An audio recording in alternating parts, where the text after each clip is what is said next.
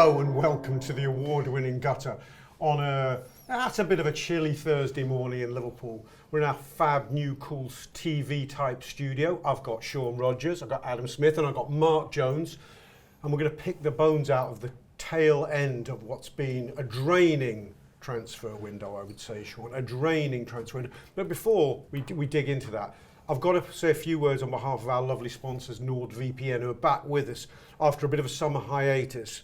And a good VPN service like Nord has never been so appealing, Sean. The extra online security provided by NordVPN is more important than ever. We all know that.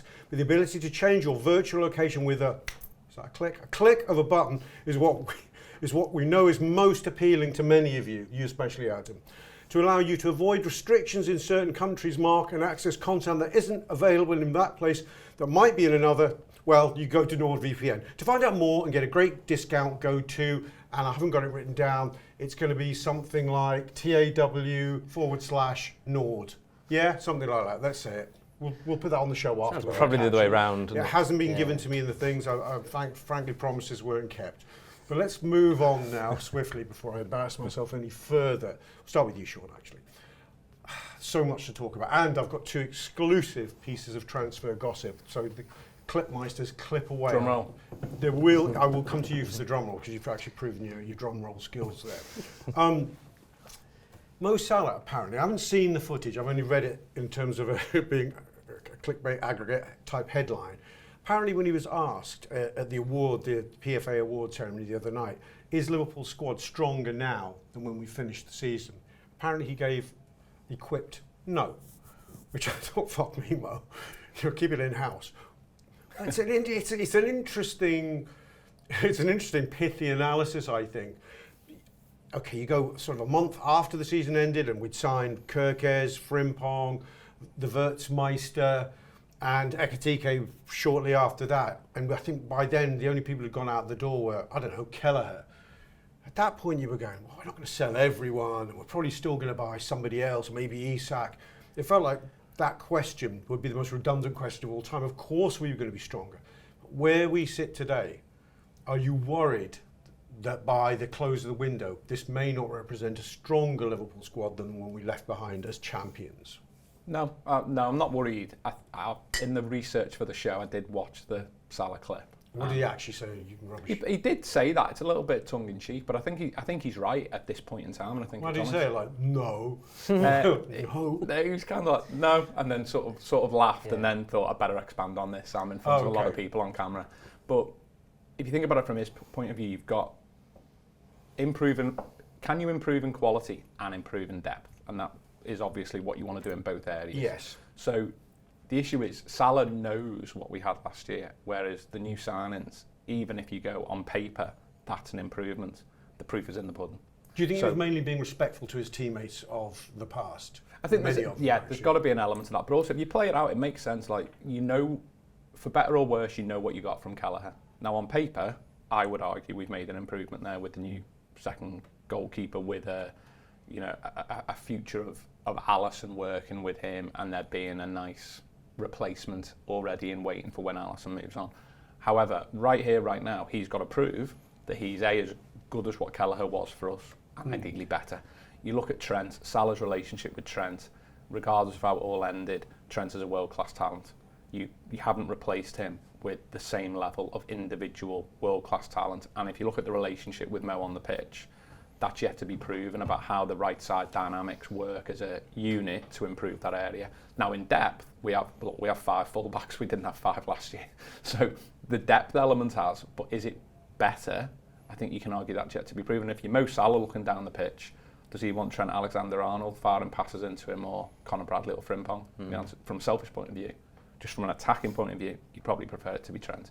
In the midfield unit, I think Slot will always, I think, refer to Wirtz as a midfielder. It goes back to that first interview with a press conference with Chris, wasn't it, who said 4-2-3-1. He was like, whoa. This is the key question. Put 4-2-3-1 in the bin.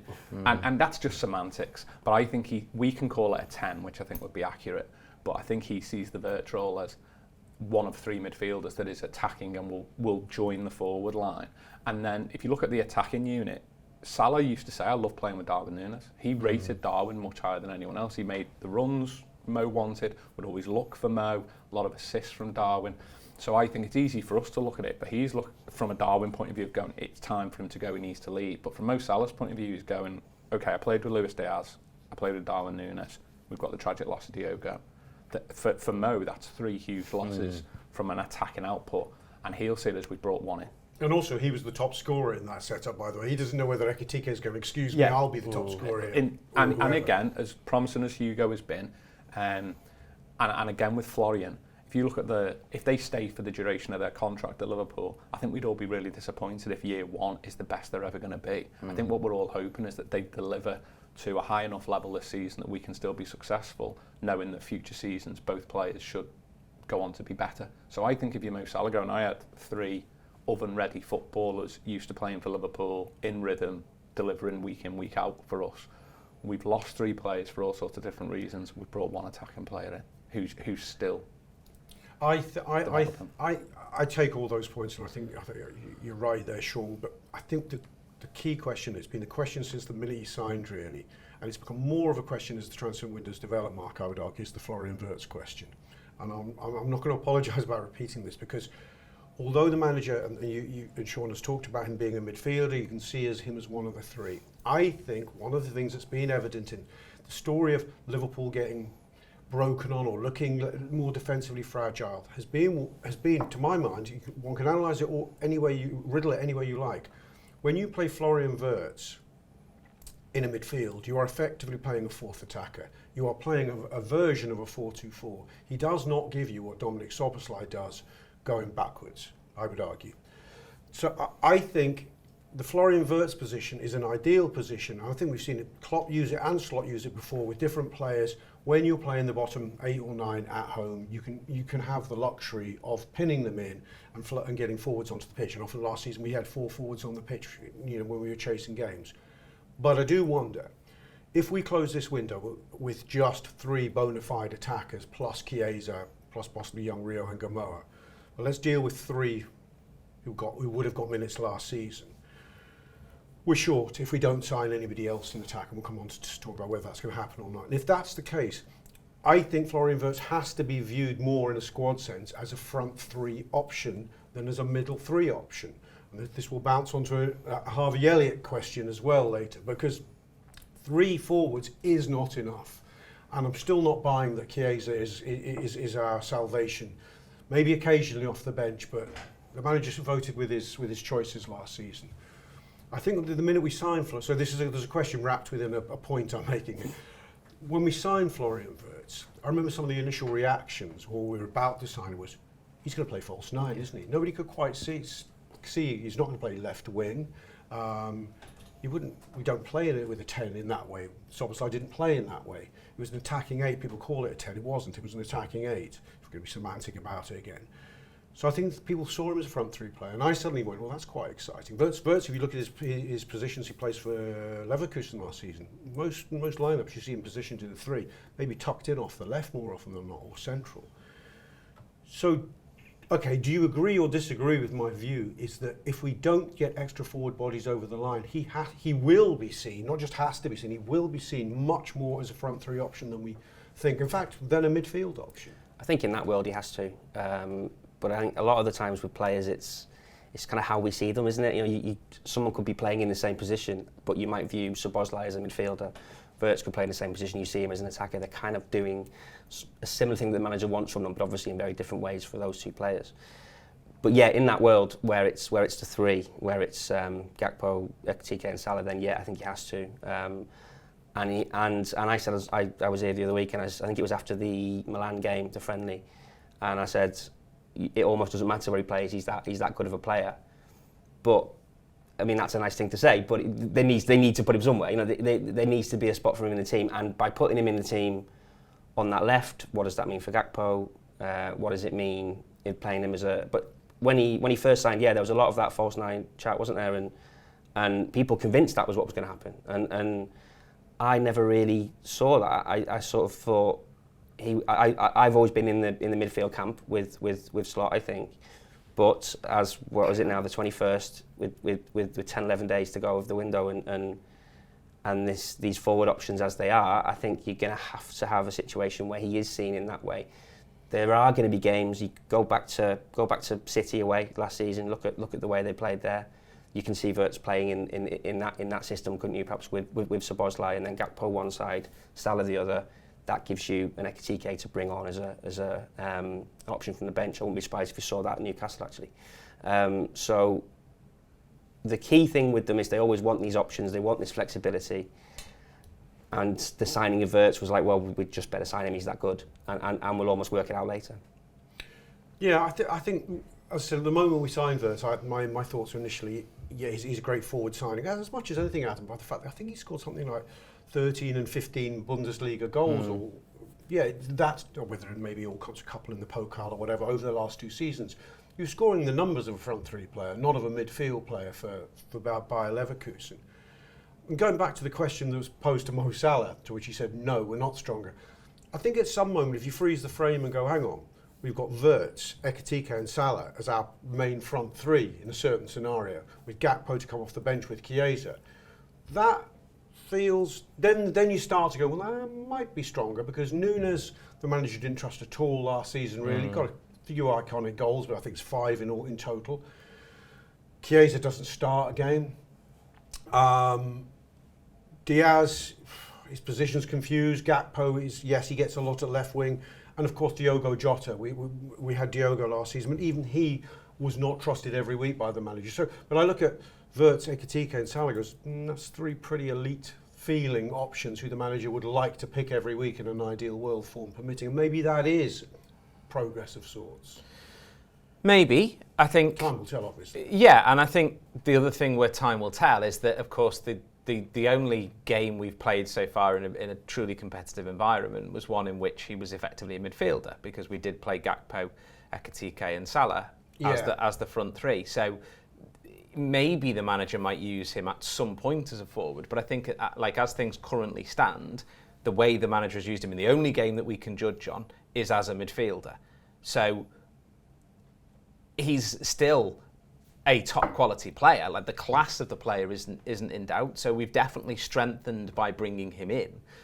But whether it takes the manager and his teammates, more to the point, a little bit of time to get used to what to expect from him, what are the spaces he's going to pick up, what are the balls that he's going to play, what are the decisions he's going to make, that will grow with time, and as it does, that we will improve as a team. Because if you've got a player of his quality playing balls through to a confident Ekitike, and Mo Salah, who's figured out his relationship with Frimpong on the right, and Gakpo on the left when he's in the mood for it, that's going to be pretty difficult for opposition players to deal with.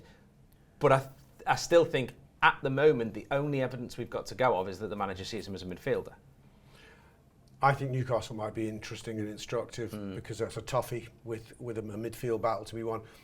And also, what if Gakpo pulls up with a strain on the morning of that game? Then the debate's over. He's in the front three, unless you're starting Chiesa or Ingamo, and I can't see that. Well, look, in the ideal world, this is less of an issue, because we've got another forward and a world-class one called Alexander Isak. But we're a couple of days on from the battle of the statements. Was it Tuesday night, I think it was, while the AF Awards were going on. Isak's statement saying he'd been felt let down, the promises weren't being kept, that he didn't want to play for Newcastle again. I don't know if he said that in so many words. I think he did. Newcastle terse reply. Then more significant was their briefing about how it just hardened their position. They don't want to sell unless, Sean, conditions were met, and they didn't envisage those conditions being met. Now, do we? We know what they meant. They were hinting at by those conditions. It doesn't take a rocket scientist or whatever to work out they meant we'd like to get they've been briefing as much, a Champions League level forward in, a backup one, like a Wissa, a Strand Larsen, and we want Liverpool to offer us, let's be honest, north of 130 million. That's what they mean by the conditions. I think nobody's deluded that that's the case. Do you think, unless all those 3 things happen, this deal doesn't happen, or do you think there's wriggle room within those 3 conditions, as in you know what? If Liverpool with two days to go at the window stump up 135 and they have got Wisser in, they'd be tempted to do business. Yeah, I think there's wriggle room. I think for all the reasons that have been gone over, Newcastle are a bit of a mess at management level. Some things self-inflicted, some things through just terrible bad luck and serious health problems and stuff like that. So I do think there's wriggle room. It's clear that Isak has obviously had the best part of a year of internal disputes with Newcastle. I find it quite funny that Newcastle seems to be going, oh, well, the legal entity might have made you promises, but they're different people. I don't reckon that's going to Nobody was wearing a club blazer when they said anything to you. It's virtually that, isn't it? Yeah, I wouldn't recommend small businesses across England and Wales sort of take that view to dealings with employees and so forth. But it's clear, look, there's a lot of noise around this, but obviously Newcastle have gone to Liverpool and said, the conditions are you make a good offer. Second, but first, we want a big hitter in. And ideally, if we can get a big hitter and a replacement, because they'll lose 2 strikers, Callum Wilson. So they'll go, we want a Callum Wilson replacement, ideally, but we need a big hitter. We need something shiny for the Gallagate end and to put it in James's Park. Yeah. And the minute that happens, you can come back. And I reckon Liverpool, Mark might put Mark on the spot, but I reckon Liverpool have gone to everyone in the media, leave this the hell alone. Don't ask a question in the press conference. Leave Slot alone. Just give this peace. We keep a respectful silence. We wait for Newcastle to do the business. We go back with a few with talks, and this ends up around 130 million.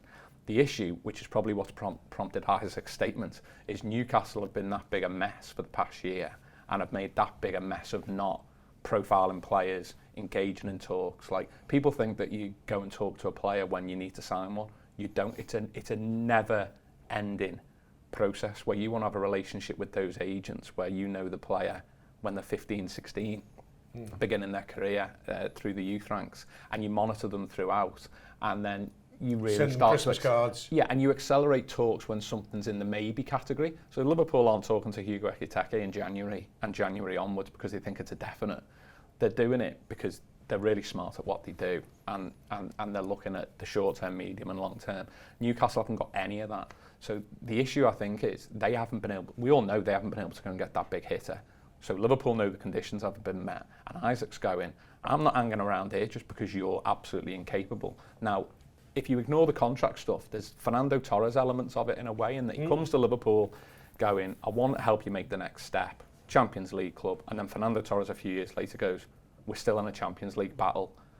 I haven't got enough time in my career left, and I'm not seeing you make enough signings. You look at Newcastle's business over the past year. You were talking about Mo Salah's comments about the squad. You'd seen Alonso leave, you'd seen Mascherano leave, hadn't you? Yeah, I mean, is the Newcastle squad any better right now than it was a year ago? Maybe even 2 seasons ago, perhaps. So I think the thing that might make Newcastle compromise is if they can get Wisser over the line. I think the Jacob Ramsey signing's really important. It's interesting that a lot of people around the Villa camp say that Ramsey's been promised a 10 role at Newcastle, which is interesting when you think about the makeup of their midfield. Oh, really? Now, Newcastle may well go, we've got a big problem against the bottom 10, particularly St James's Park, which they have, and they might say we can't be going in with Linton, Tonali, Guimarães. We need something more attacking in that area, maybe similar to what Arteta's thinking about at Arsenal. There's the Wirtz conversation then, isn't it? I wonder whether off the left as a 10. I wonder whether the chat with Jacob Ramsey is, look, you play on the left now, and that frees up Anthony Gordon as a central option at least until January. Because Harvey Barnes is cover. I think that's the compromise. I think if they get Wisser over the line, they'll still try. Who knows what's going on with Jackson? That might be the last roll of the dice for them. Ollie Watkins, I can't see them signing 2 29-year-olds with Wisser and Ollie Watkins, especially with AFCON. But they might take a view that, look, we've got Wisser, we can use Anthony Gordon central. We've now got Jacob Ramsey who can play on the left. Harvey Barnes can play on the left. Is that enough to get us to January and take 130 million for Isak right now? And I wonder whether that's where the compromise might be. But right, well, the interesting thing about the timing of how this plays out, Mark, the next steps is intriguing, because I talked about this yesterday on the show I did with Mo, but there was a very interesting sort of briefing by Liverpool, I think, in the wake of their 110 million bid failing. And because I think it must have been put to people at the club that, are you going to go back in with another bid? Newcastle have knocked you back. When's the next bid? Is there going to be another bid? Liverpool seemed to be saying, and the word was a key word used by most journalists who were working on the piece. I'm not sure if you did, Mark, but was that the strength of the response. The strength of the rebuttal. Yeah. Now, here was a key word, the nature. That was it. It was the nature of the rebuttal. Now, I thought, what the hell does that mean? That either means they've asked for 200 million or even 150 million, and Liverpool have gone, we can't negotiate with them if they're just saying it's that or nothing. Yeah. That might have meant it, but more I've thought about it, it's these conditions. It's the basket of conditions that are the things that made Liverpool think, well, what's the point in us putting a bid in? Because we don't control the process. And what process don't they control? Who Newcastle buy. Now, that would explain why Liverpool are saying we won't go back until we get, another brief word, any encouragement from Newcastle. They're not going to get encouragement until players are signed. If we get to next Wednesday, say, and only Wissa's through the door, or maybe not even Wissa, do you think Liverpool will be thinking, what have we got to lose by putting in a tasty bid? One, and they may even think they have to slightly over-offer to a level they'd have liked. Do you see Liverpool doing that, or do you think they'll hold this line that unless Newcastle buy these players and unless Newcastle offer encouragement, they won't go in at all? Or how do you see it working? It would need a kind of change of strategy because they like to maintain relationships with all the different clubs. And I wrote actually something yesterday saying I think what's happening is going to damage that because it is in football clubs' interests to always have good relations, buying and selling players, being very amicable. Now, the conditions will be the thing that they've sat there, they've waited for them to bring in these players. It hasn't happened. Clubs always like to say they were encouraged to make a bid and use language like that. Now, if these players don't come into Newcastle between now and Wednesday, as you say, then that encouragement won't be there. But at what stage do Liverpool go, well, we just need it. We need it now. So it would require them, I think, kind of breaking their policy almost setting fire to relations with Newcastle to say, look, you've messed us around a bit here. Does it set fire? I mean, at the end of the day, Newcastle know that in a roundabout way, Liverpool have unsettled Isak. Yeah. Right? That damage is done. They may have a gritted teeth. What's the word? A workable relationship at the moment. But does it harm the relationship if Liverpool put a bid in? I'm not quite sure. It may be pointless. Yeah. Does it harm it? I think again it would. Newcastle have been obsessed with the PR of this whole thing from the very start. And again, something I mentioned yesterday. But in another world where look at the list of players. The list of players as long as your arm of what they've not signed this summer, and it's almost like the fans have been distracted from these repeated failures. But look, we've still got Isak, and we're annoying Liverpool, and we're winding them up, and we're throwing their bids back in their face, and we're releasing statements. They put out, that statement on Tuesday night came out at, I think it was 20 to midnight, which you just don't see very often. I know, like Isak's one came out at like 8:30, I think it was, and so they'd obviously been batting and balling. Yeah, and you're a bit like. And somebody then calming somebody else down and going, it's almost, can't call him a cunt in. That just won't wash. The PFA will get involved. Yeah, it's like we need to say something now quickly because the fans are up in arms about this. Well, and like I say, it's look. He drove into training, didn't he, yesterday? Did you see that? And there's kids on the side of the road giving him abuse, and it's become this thing where he's become this pariah there now, and that's the story. And the story isn't all these players they failed to sign, which has been a failure. They're back in the Champions League and they haven't strengthened the squad, as you said. I don't think it is stronger. And it's become all Isak. It's become PSR. That's the issue. So it is this huge PR thing, and it's spiraled out of control. I think Liverpool will see it spiraled out of control, and isn't really on their terms anymore. So maybe it comes to next week and they whack in the bid. Maybe they have to. Because if they don't, well, if they do and it fails, or this deal doesn't go over the line, Adam, and the clever money, I think, probably is saying it's less likely to happen than the other way around at this stage because of how late we are. What plays out in the week after the thing closes? Isak, I think we could guesstimate, isn't just going to rush back into training on September the 2nd and go, soz about all that. And the statement goes out, it was his agent all along, we're all friends again, and he's going to play in a couple of weeks' time when he's had his training sessions, and we're all mates. I think it to work that smoothly in Newcastle's favour is unlikely.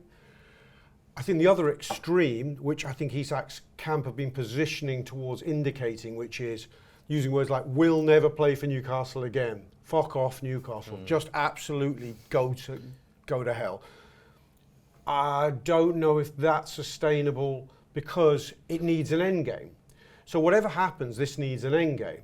Either it's Newcastle, on the one hand, they'd like rehabilitate, new contract, maybe even a release clause in 12 months' time.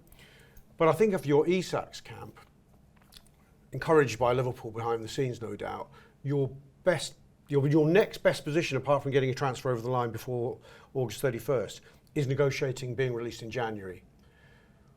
Now, how does that one play out? Or how do you see it? How do you see the range of options and negotiations? What do you see happening? I think it's so difficult to have any sense of what happens from here, because I don't see how he gets rehabilitated at Newcastle. Like, I saw the video Mark was talking about where, there's kids like shouting abuse at him. They were singing, one greedy bastard at the supporters were at the end of the opening game. It's not like he's going to run onto the pitch and they're all going to go, yeah, get in there. He'll probably get booed next time he plays, if he ever plays for Newcastle again. That is so unhealthy what's gone on there, and the club have very deliberately, I mean, Mark maybe correct me, but I think very deliberately painted him as the villain in all this, with Liverpool as the evil pulling the strings behind the scenes characters. But because that's what clubs do, because they want to paint themselves in the best light possible. Liverpool have done it countless times in the past over certain players that have left. So Newcastle have positioned Isak as the bad guy.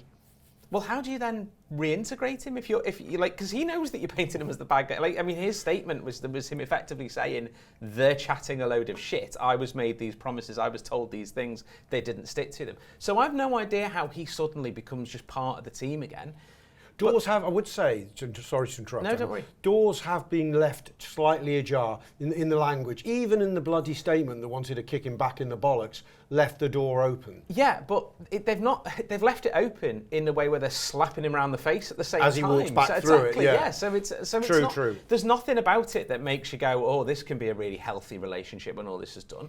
So there is a world in which Alexander Isak does not play a competitive game of football again until January, until he leaves clubs. Like, that is a world if he doesn't move on this time. That is a possibility. Well, then from Liverpool's point of view, you're then looking and going, well, what? We don't want to sign a player now who's basically too unfit to play, because we saw with Chiesa when he arrived that the manager was looking at it and going, he's not fit enough. He's not got any match fitness. I can't use him. His David Lloyd membership though. Just getting them use out of that, wasn't he? On the treadmill every day.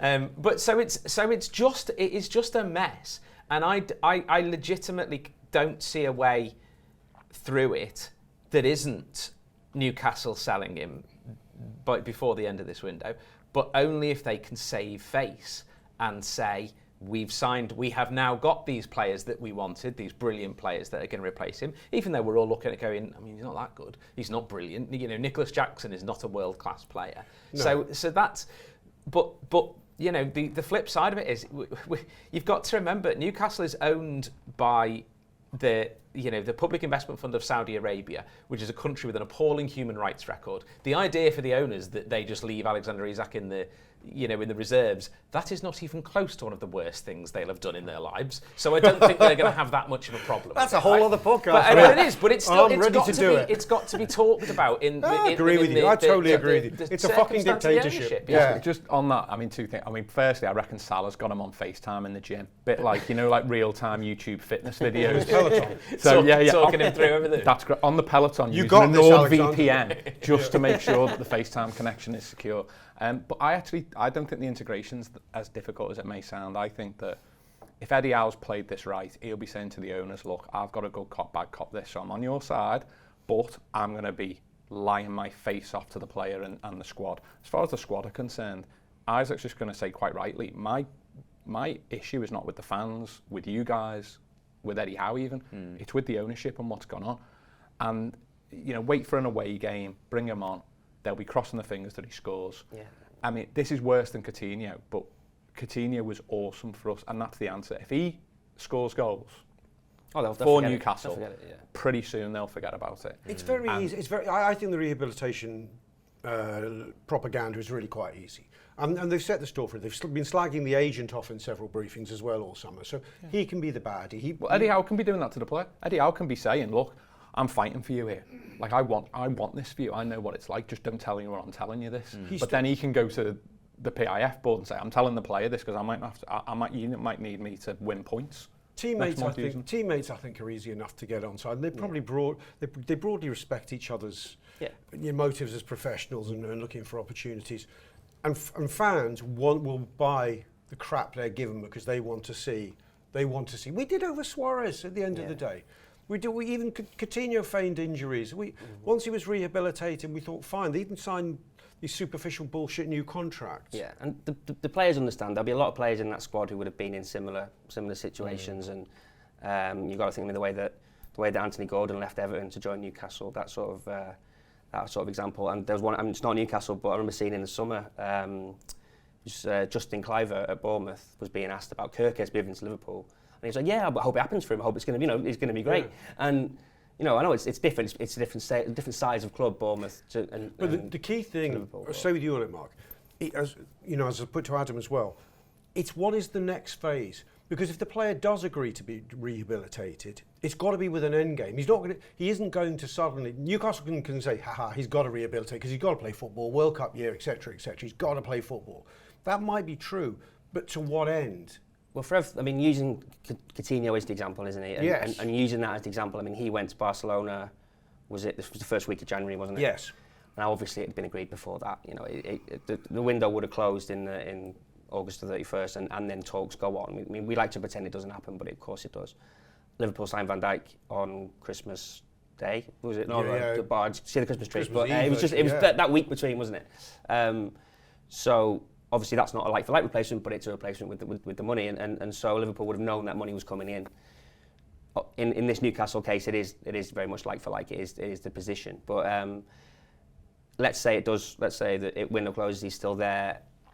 I think there's an international break straight after that'll help him. Immediately, yeah. That'll help him. He'll go away with Sweden. He'll play a couple of games. Will he though? He hasn't played kicked a minute of football. You think they'd pick him? I'm not sure they're playing. But that might help his cause for non-reintegration because he goes, I'm still getting a bit of footy here, and there's a couple more international breaks.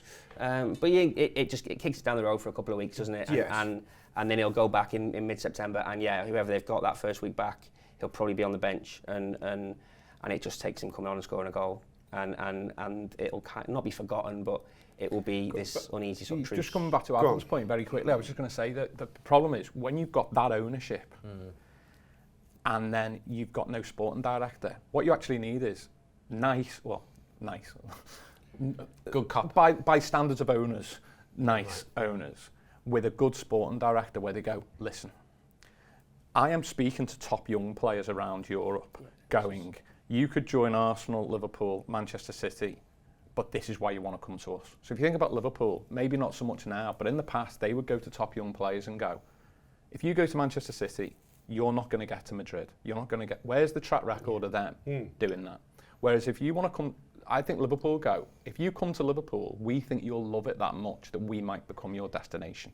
But we appreciate, just like managers, that your Xabi Alonso's and your Thiagos want to have a bit of time in Germany, bit of time in England, conquer La Liga, sound. Wirtz might be planning Madrid in 3 years. Alexi McAllister. Yeah. Like Diaz. You will say to them, come and do us a great job, and we will give you... Come and win with us, get us to where we need to be, and we're happy to send you on your way. Raheem Sterling, Luis Suarez. You don't come here and get locked in, you get treated well, and we'll help your career, but you help us in the meantime. As long as good fee is offered, we'll do business. Undoubtedly. Just pretend we were meeting Kylian Mbappe and he could go to Manchester City. What would we be saying? We know you want to go to Madrid, but we'll get you there. Exactly, yeah. But how do you know the Manchester City owners are going to ever let you go and not throw an 8-year contract at you that's too good to turn down, and before you know it, you're stuck there? So the problem is at Newcastle is I think if they had a better ownership model, and especially with a sporting director, they'd be going, well, a bit like maybe Brentford with Wisser is dangerously going into this kind of a territory where, It's almost an international fucking incident. That's the problem we're in the middle of here. They're not used to this. The Kingdom level of Saudi losing Arabia phases. doesn't want to be humiliated by little Liverpool. But it's not going to help you sign the next players that go, I want to come to Newcastle and help you go, but I want to join Liverpool or Manchester City or Bayern Munich or Real Madrid. And his agent's going to be going. Right, but unless we get a release clause. There's a question none of you are engaging with me properly, so I'm going to try it again. And what I'm saying is, on September the 1st, regardless of the politics of reintegration, effectively, it's like the summer window beginning again. If you can visualise it this way, in terms of Liverpool's pursuit of Isak and Isak's ambitions, because a new set of negotiations has to come into play, a new set of conditions has to be set out upon which Newcastle will let that player go. So, well, option one, their ideal option, which seems unlikely, is he signs a new contract and stays there indefinitely. But let's assume he won't do that. There's got to be an agreement reached between Isak and his agent, and Isak and his agent and Liverpool's. It's a tripartite one, effectively, that says, I'll do your bidding now, you do my bidding then.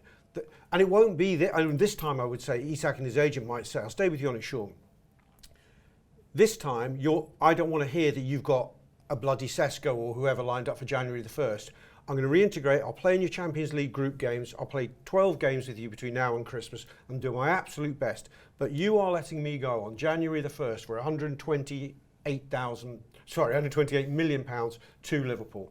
And that's how this is going to play out, Newcastle. Or I'm folding my arms. Well, what Mark was referencing before with Coutinho, I think you can tell now without needing to know. That deal was done in the week after or 2 weeks after. This is what I'm saying. There's the carrot for Coutinho to go, listen, yeah, don't make idiots of us. Go and deliver on the pitch. He did. And we'll make sure that the deal happens in. So, in fact, a new summer's worth of negotiation over Isak will begin on September the 1st. The only difference is in the background, football will be getting played. Well, I think he will be a Liverpool player. Like, the fact that they've had, I think, 2 bids officially, but the amount of dialogue going on with Brentford and Wissa, the fact that it's not a huge amount of money that's being argued on there, I just think that deal happens. I'd still be amazed if they keep Isak with everything going on. But yes, I think the integration's a lot easier, subject to... If you give him the deal. Yeah. Now, is the deal, the January deal, what are their... Obviously, him and his camp might bite their hands off for a January deal on September the 1st. They might go, actually, that's absolutely fine, because I definitely can't play for Liverpool before September the 1st. Sure, I'll do your bidding, but it is September the 1st now. Whereas I think Newcastle will be pushing for the whole season. So that's where I think the whole new negotiation will begin. Okay, I've got this off my chest, and you all sort of humoured me. I want to move on. I've been given 2 hot rumours from friends of the show.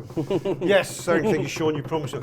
Shall we go? I will first go with one sent to me by a fella I've met at matches down the years when he's been in England, from South Africa. He's online on Twitter, X is @LFCZA.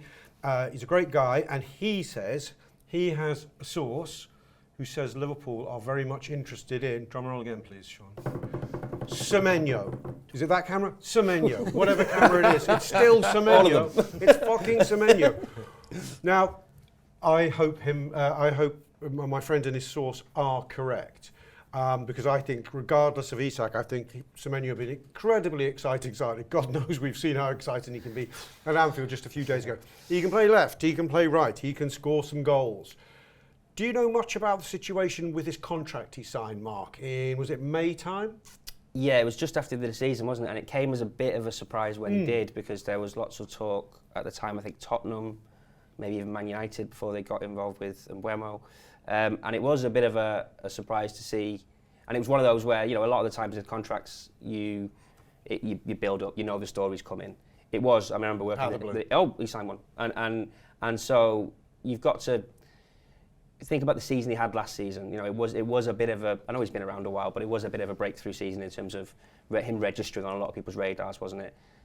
Now, there's no way, I don't think he'd have signed that contract without certain caveats in there. So I don't know what they are, but maybe there's a release clause in there that perhaps he would. I'm sure he's on Liverpool's list. Was it reported there was a release clause? I can't remember.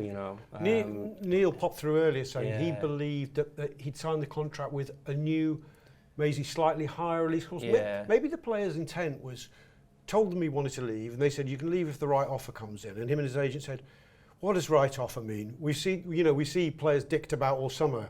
See Isak and co. Yeah. Can we just agree a fee here? You give me, and if it's not met, we'll sock that up, but we want more money. Is that really what's happened? I think so, and I think it's a wise way of doing it. I think he knows he's not gonna stick around at Bournemouth forever. If this is probably going to be his last season, you'd think there.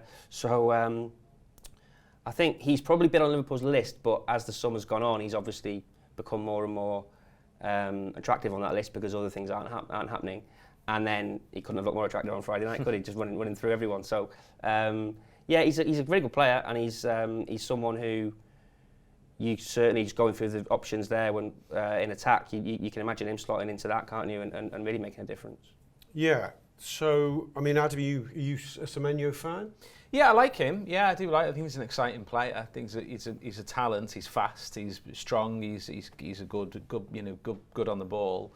But I think look, I am very much in the camp of when it comes to Isak, to go back to what we were just talking about.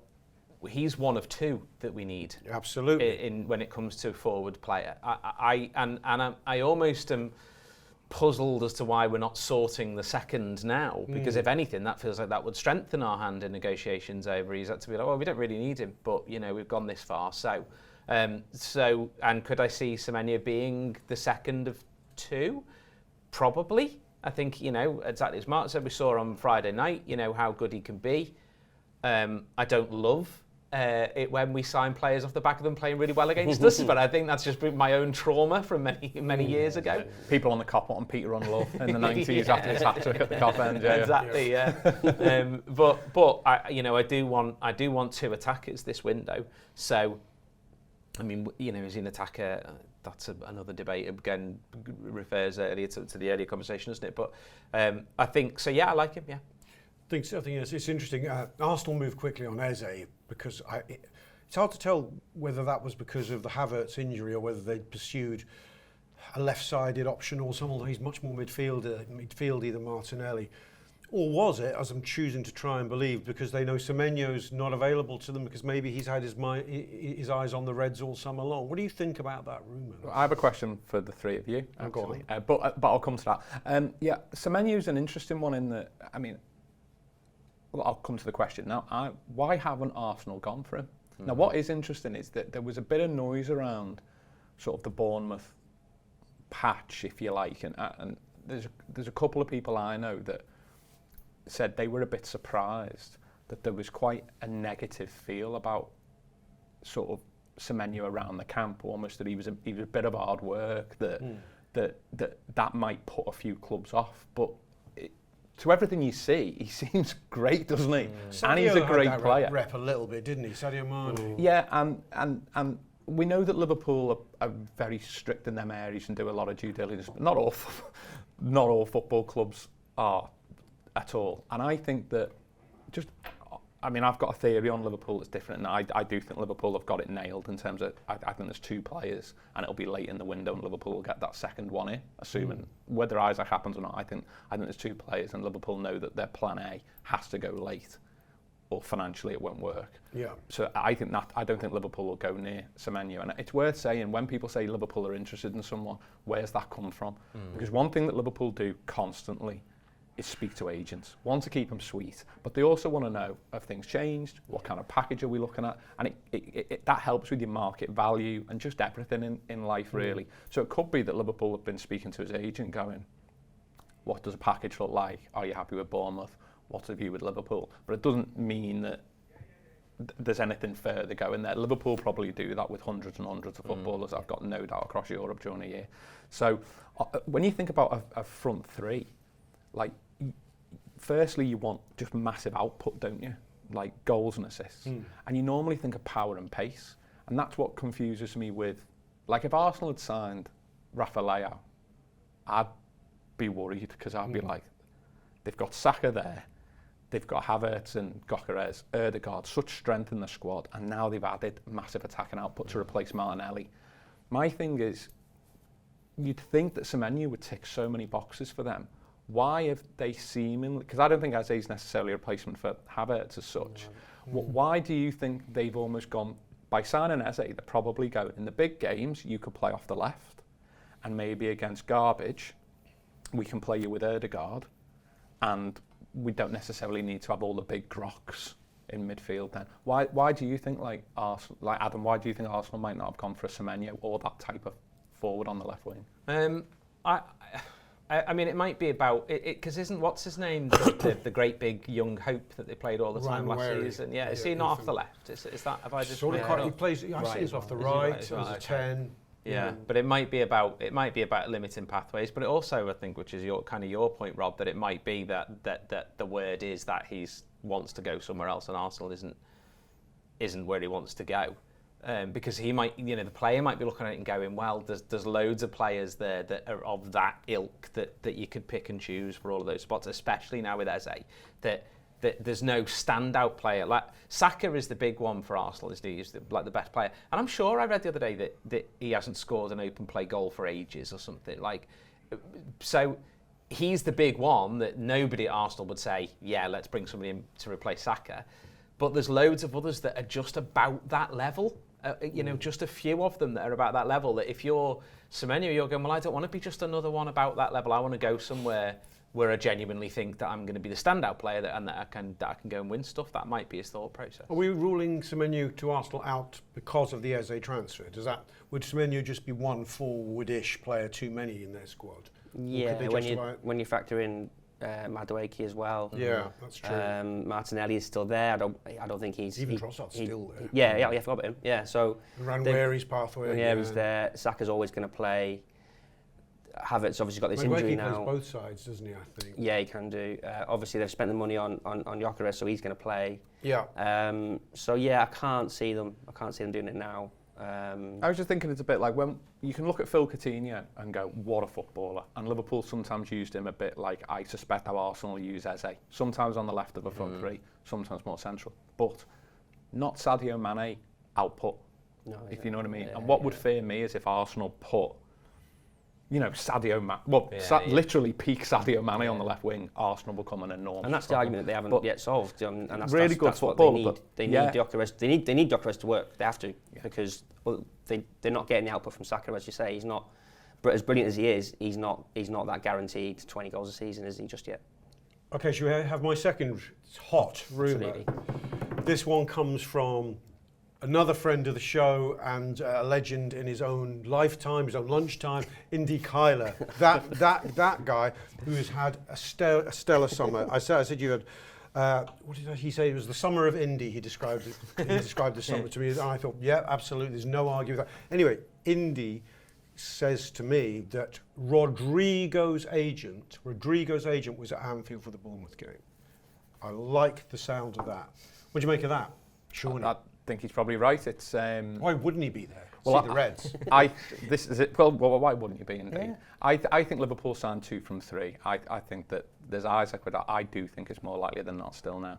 And I think Liverpool have got Rodrygo or Fofana as that second option in terms of the wide areas. I think that Fofana has turned down pretty much everyone. Is it the end of the world if Fofana has another year in France, World Cup year again? No, of course not. For his long-term development and short-term, he's fine with that. So there's a reason why he's turning down a load of moves. And I think that's part because he's quite happy where he is. But I also think in part it's, even if we don't get you this year, we might come back for you next season or even the season after. But you are high on our radar. In terms of Rodrygo, look, he's a footballer that Liverpool seriously admired when he was at Santos. And reportedly, like, Liverpool went all out. And this wasn't like the scouts feeding into, your Barry Hunters and your Dave. This was an FSG, Michael Edwards bump. Get this guy. Now, Liverpool will have kept undoubtedly good relations with players like that. Players they've missed out before, like Dembele. Dembele was close to coming to Liverpool, I think went to Borussia Dortmund instead. They don't just go, you're dead to me. They keep them... loved Dembele, didn't he? Yeah. Tried to get him in. Yeah. So, undoubtedly there'll be a relationship there. And if you look at the dynamics, 2 seasons ago, Rodrygo, brilliant, key part for Madrid, works hard, plays well. Last year, Did he press and defend as well as maybe he can do? Arguable. Did he deliver as much as he can? Maybe not. Madrid became a bit of a mess. They're trying to integrate Vinicius Junior and Mbappe in the same forward line. He then becomes almost a bit of a spare part. And now you've got a situation where he's on reportedly 20 million gross a year in Spain. He's got a lot of endorsements and packages around that. Yeah, but he's going to want to be performing week in, week out to keep people act as if the wages are the only thing he gets. He's probably getting an extra 30 million through all his endorsements, but he's going to want to renew them and increase them. World Cup year, whether he's got ego or not, he's going to want to be a bigger fish. Yeah. Apparently he's 6th on the list at Madrid right now. Madrid have signed quite a few young players. They signed the lad from Argentina, they got Grudel as well. And he's not been involved in pre-season much. Alonso's played a straight bat in the press conference. He was left out of their first game. He didn't even get out. Brahim Diaz was on. Yeah, and they used the new young players on the right-hand side. So you're not going to get Vinicius Junior's game time on the left, and you're not going to get Mbappe's game time centrally. And so if they're not willing to use him on the right, I think there's a Madrid pundit on Spanish TV who said Madrid would rather have a check than the player. The problem, if you're Liverpool, you're going to be looking at this early summer going, he's got God knows how many agents, a big entourage. They're going to want an enormous amount of money. Madrid are going to put a silly fee on him, and you're on ridiculous wages. I think if you're Liverpool, you guys are going to have to come begging to us late on. And the fear was that if City moved a few wingers on, I think City would go big for him. Like, I'd be nervous if Semenyo left because I think City would go for him. I think Arsenal would be sniffing about a potential loan or something like that. Arsenal don't pay big wages. I think they're about 50-55% wages on turnover. Loan's an interesting angle. So I think Liverpool have gone, that's a last week of the window job, and our plan B is we bring Fofana forward by 12 months. In that we're quite happy for that next year. We know that we can do that deal whenever we want. However, I think they know that they need Rodrygo to come. First thing, they need Rodrygo to come to Liverpool and go, we're taking a view financially. we haven't got many options now, we're running out. And they then need that leverage with Madrid to go, exactly what's been happening, to go, you're not using him, you don't want him, you're paying him 20 million a year. We either get him on a cheap fee or a loan. And I think that, I'm not saying it'll happen, but I think that's what Liverpool are looking to happen. What do you think, Mark? I mean, there was other talk, I mean, aside from the information Indy has, is that I think actually might have been Indy as well, that Rodrygo's agent had come to England to meet Premier League clubs, Premier League club representatives, which is interesting. So is it almost at a stage where the player, quite frankly, seeing him not getting the game time, is being hawked around now by both his club and his representatives? Yeah, I think as Sean summed it up there, I think for him now at Real Madrid, he's almost become, he's kind of fallen between two stools. You know, they have the superstars, they have Vinicius and Mbappe, they've just signed one from here, and then they make up their team with young kids quite a lot, don't they? There's a striker now, there's a couple who come through as the centre back, and they've always had this policy almost of the superstars and then the young players coming through. He was a superstar. He's now fallen away, and if you're his agent, I'd say you're not doing your job right unless you're doing this, unless you're getting out there and you're seeing what's available for him. I think, and the idea of if this was June, and imagine they signed him in June, everyone would be going mad, wouldn't they? It'd be a huge signing. Now it does feel a little bit like he's slightly damaged goods, but that will be on Liverpool's terms, and it goes back to the old Richard Hughes opportunistic comment, doesn't it? I think he's the one I've thought about all summer. I thought he'd be a great addition, given that we knew that Diaz was probably going to go. I think he. Madrid I'm nervy on him. I mean, superficially on paper, superstar signing, be delighted. Yeah. But I say, I've got two conflicting thoughts on it. I'll stay with you on it. Is one, Real Madrid weren't as good as us last season. If there's a player they deem surplus to requirements, why is he suddenly good enough for us? Is question one part of my mind. The counter argument to that is that Madrid actually do have form for flipping players, and I don't know what their UEFA financial fair play considerations are, but they could always do with getting 70 or 80 million quid in to keep them on course for their team building. So I wrestle between those two perspectives as to the motive for his sale. I take your point on them not being as good, but it's the individual. They signed Mbappe because you knew they were going to sign Mbappe sort of 2 years out, didn't you? Yeah. That was always going to happen. That meant that Vinicius, him and Vinicius were going to have to learn how to play together in the same team, which was always going to be an issue. Those two were going to play. So yeah, they had their issues. Liverpool beat them here quite convincingly. They got rolled over by Arsenal. They'd put that down to perhaps a bit of a teething issue with some of the players. Ancelotti on the way out. There's this new kind of the coming of Xabi Alonso. Everyone's been waiting for that. So I'd say that they're probably in a transition. They might see this season as a bit of a transition, and as you know, with transitions, they often need to get rid of one or two to sort of kick it on a bit. So I think he, to me, seems like an easy sale for them now.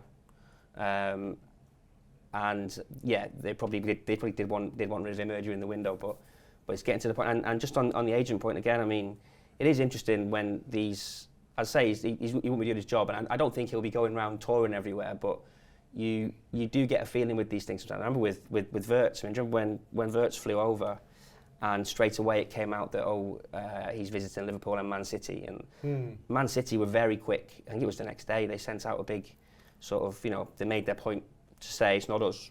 Yeah. It's nothing to do with us. Yeah.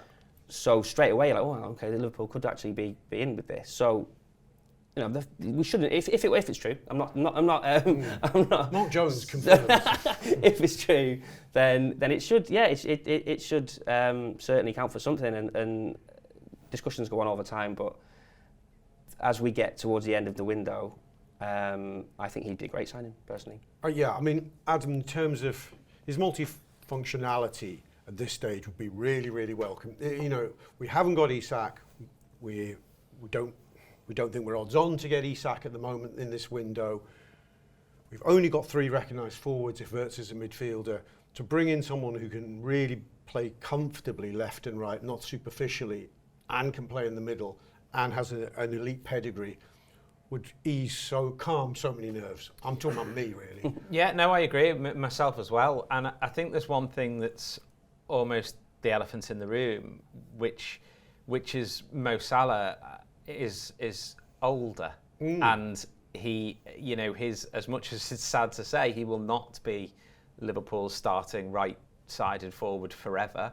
There will come a point at which Mo Salah either drops to the bench or he's just removed from the book. So the club has to be thinking long term on that front as well, and so do other players. There will be lots of other players looking at Liverpool going, I'd quite like to be Mo Salah, basically. I'd quite like to do that. There will be players who have looked at, he's just won another PFA Player of the Year award. He will be high in the Ballon d'Or list even if he doesn't win it.